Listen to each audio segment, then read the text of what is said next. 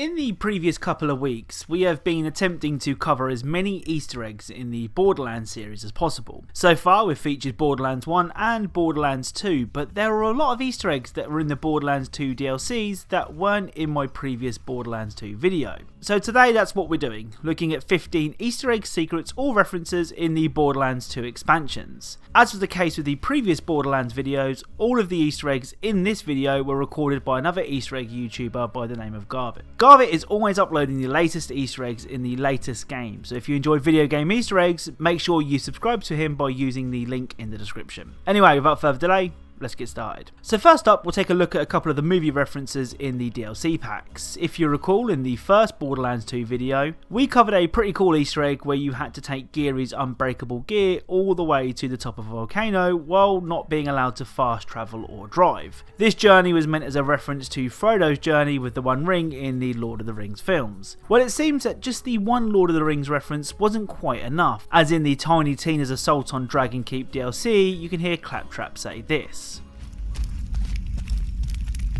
In the distance, you see a lonely wizard blocking your path. Maybe he can help us out of here. I say we talk to him. With words. I don't know why y'all looking at me. Oh, no! Another band of adventurers looking to take down the sorcerer. Look, you won't make it. You'll either die or be enslaved. And I can't in good conscience let you continue in your foolhardy quest. You shall not pass! Now, I'm sure you all know who Claptrap was referencing there, but if you didn't, it was a line said by Gandalf in the Lord of the Rings, The Fellowship of the Ring.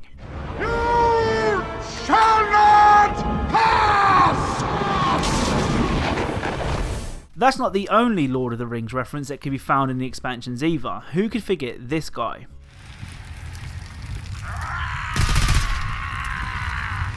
Hey, the sapling's all grown up. Neato. Now help it take out the rest of the camp. So the tree is called Moustache, and whilst you may think that's just a terrible pun at first, it's actually a reference to Treebeard from the Lord of the Rings The Two Towers. Don't encourage it. Treebeard, some call me. The next Easter egg can be found in TK Baha's Bloody Harvest DLC, and it references a very popular horror movie.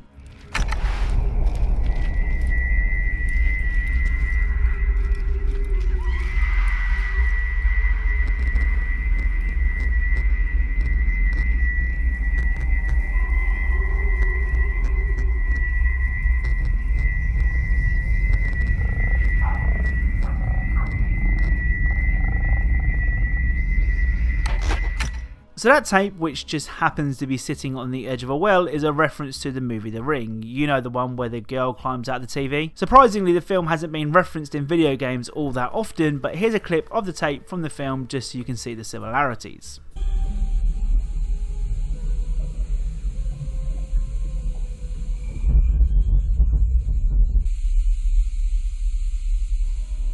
This next reference is even more obvious. During a mission for Marcus Kincaid, you are tasked with going to Gingerton. It's how you get there that's the reference. So again, I'm pretty sure you would have all gotten this one, but in case you didn't, it's a reference to the Chronicles of Narnia. There's also a lamppost near the entrance of the wardrobe, just as there was in the film. There's even an entire side quest that references the Hunger Games, including President Smith, who looks awfully similar to President Snow, and several tributes who try to take you down. In the same mission, you can find two tributes called Axl and Rose. This is a reference to Guns N' Roses frontman Axl Rose. In fact, the Wattle Gobbler Headhunter DLC is full of references to Guns N' Roses, with mission names such as Welcome to the Jungle and Knocking on Heaven's Door, also a nod to the band. There are even more references in this mission, so if you're a fan of the Hunger Games books, movies, or Guns N' Roses, give it a try. Moving on from the film references and onto TV ones now. With Game of Thrones currently the most talked about show on TV, it only seems fitting to start with this Easter egg. During the mission Winter is a Bloody Business, which can be found in the Tiny Tina DLC, you can encounter King Jeffrey. A duel, and you'll be good to go. A duel to the death, so be it. Ow, ow, ow! You swine! You bastard! Good job. Now, since we're not in the business of killing kids, you're just gonna have to smack the arrogance out of him. How dare you! No one slaps the prince! The prince may do as he likes! All right, Sounds like you broke his spirit, and maybe his jaw. Come on back whenever you're done with him. I tell you what! I'm going to give you a present. After I raise my armies and kill your friends, I'll give you their heads! Stop at once! I command you! Mommy! Mommy! I'm sorry I cut off Mr. Jean's head, alright? I'm sorry! You can't slap a king! May your hand fall from your wrist! I feel like I'm choking! My mother and uncle are just good friends, that's all! I'm not that bad! I've only ordered the deaths of 10, 12 babies tops! That's all I got. I don't know what else to reference. I only saw the Echo show and they ain't even done with the second book yet. You haven't read the books? They're so good! Really? I heard they get kind of butt. I mean, kinda, but there's still some good scenes.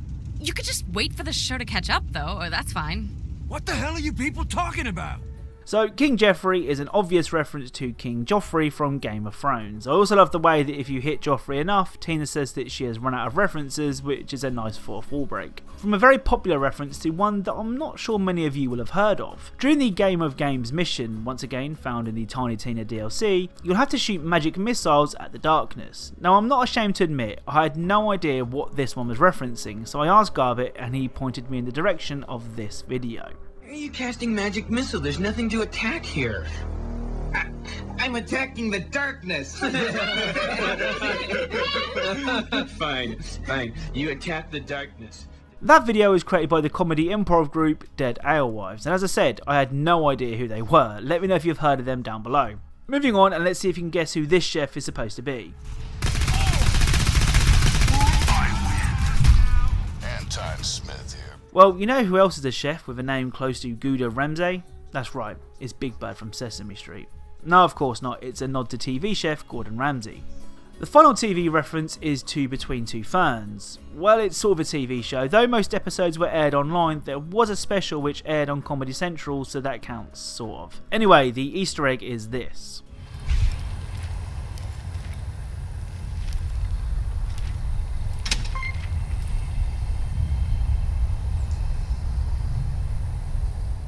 Between Two Ferns was a show hosted by Zach Galifianakis where he would interview celebrities and be intentionally antagonistic and ask them strange questions and in some cases even insult them.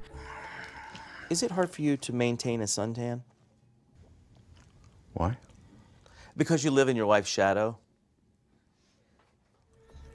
It's pretty cringy to watch, but in a good way, so check it out. Do you remember the previous Borderlands 2 video we covered the Dark Souls reference? Well, it seems that the developers went one step further and created an entire side mission dedicated to the series. The side quest Lost Souls tasks you with lighting bonfires, collecting souls and killing invaders. The souls you have to collect have a description that reads, "You can sense agony, cursing, smash controllers," which is a reference to the Soul series' notorious difficulty. The next Easter egg references one of my favourite game series of all time, Bioshock. In the Captain Scarlett DLC, you can find these two.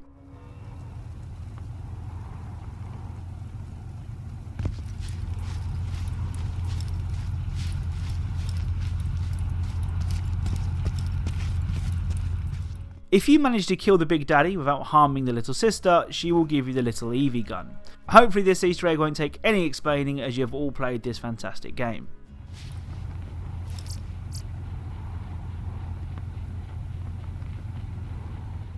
The Borderlands series has always been known for having funny and interesting characters, and this guy is no different.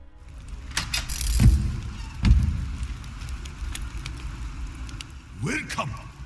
I am the great Spatula Khan, destroyer of men and the pleaser of the taste buds. I was greatest chef on Pandora until the weenie Emperor rose to power. Do you follow the way of the great Spatula? Has your palate experienced the genocidal bliss of my culinary warfare?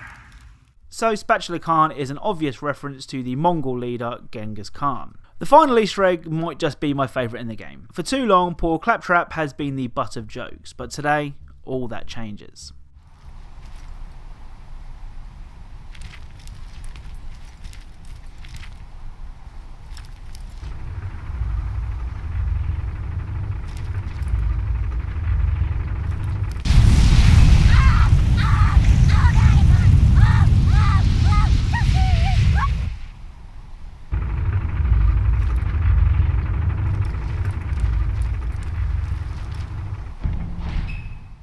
So that's it, 15 Easter egg secrets and references in the Borderlands 2 DLC. Now I'm sure this isn't all of them, so if you think that we've missed one, then please let me know. Twitter or Instagram is the best place to do so, the links to both will be in the description. Once again, a huge thank you to Garbett for recording all of these Easter eggs so that I was able to share them with you. The links to his channel will be in the description and in my pinned comment. If you enjoyed this video, then of course a like is really appreciated. Thank you all very much for watching, and I'll speak to you all soon.